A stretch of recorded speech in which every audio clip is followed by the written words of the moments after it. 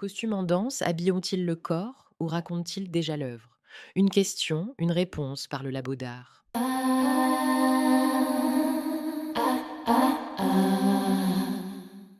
Quand on regarde un spectacle de danse, on croit parfois que le costume vient après. Après le geste, après la chorégraphie, après la musique, comme s'il était simplement là pour rendre la scène plus belle, plus lisible ou plus spectaculaire. Mais en réalité, le costume parle avant même que le corps ne bouge. Il donne une première information au spectateur, il oriente le regard, il nous dit comment regarder ce corps, comme un corps idéal, comme un corps fragile, comme un corps violenté, comme un corps ordinaire, comme un corps transformé.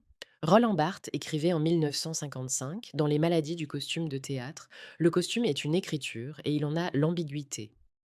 Cette phrase est essentielle. Le costume est une écriture parce qu'il produit du sens.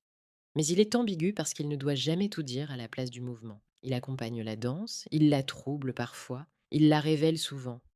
Prenons Le lac des cygnes, dans la version de référence de Marius Petipa et Lev Ivanov, en 1895. Le tutu blanc, les pointes, les plumes, la coiffe ou le bandeau composent immédiatement une figure reconnaissable, celle de la danseuse cygne.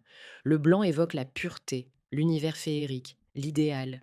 Les pointes allongent la jambe, le tutu dégage la ligne, tout semble tirer le corps vers l'élévation. Ici, le costume ne sert pas seulement à identifier un personnage, il fabrique une vision du corps, un corps vertical, léger, maîtrisé, virtuose, presque irréel. Le spectateur n'est pas invité à voir un corps quotidien, mais un corps sublimé. Le costume participe donc à une esthétique classique où la danse cherche l'idéal, la grâce, la perfection. Avec le Sacre du printemps de Pina Bausch, créé en 1975, tout change. Le blanc disparaît. La scène bascule vers les tons chers, le brun de la terre, le noir, le rouge. La robe rouge de l'élu attire le regard parce qu'elle désigne un corps à part. Ce rouge n'est pas seulement une couleur forte, il annonce le sacrifice. Dans cette œuvre, les costumes se salissent, se chargent de terre et de sueur. Ils accompagnent les courses, les chutes, les secousses, les frappes, les mouvements collectifs. Le corps n'est plus présenté comme une figure parfaite, il devient un corps exposé, vulnérable, engagé dans l'effort, la fatigue et la peur. Le costume change donc notre manière de percevoir le mouvement, il rend visible l'épuisement, il rend sensible la violence du rituel. Il fait sentir que la danse n'est pas seulement une forme à regarder, mais une expérience physique à traverser. Puis, il y a Maybe de Maggie Marin, créé en 1981. Là, le costume nous emmène encore ailleurs. Les vêtements sont usés, démodés, parfois trop grands ou mal ajustés. On voit des manteaux, des chapeaux, des bonnets, de vieilles chaussures, des sacs, des valises. Les corps sont recouverts d'argile, les visages blanchis, les traits accentués. Dans Maybe, le costume ne sublime pas le corps. Il ne cherche pas à le rendre parfait. Il le vieillit, le déforme, l'alourdit, l'humanise. Les vêtements accentuent les postures voûtées, les gestes répétitifs, les déplacements traînants, les déséquilibres.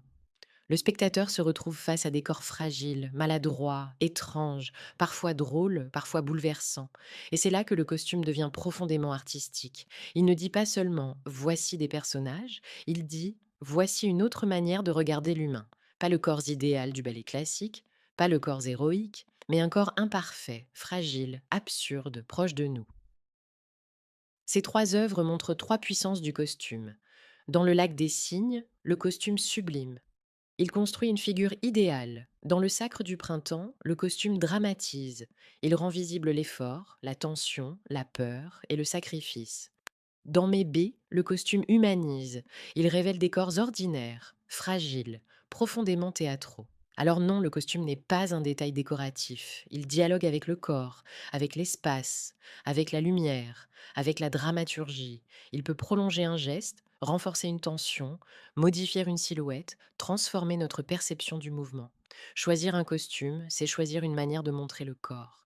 Et choisir une manière de montrer le corps, en danse, c'est déjà affirmer une vision du monde.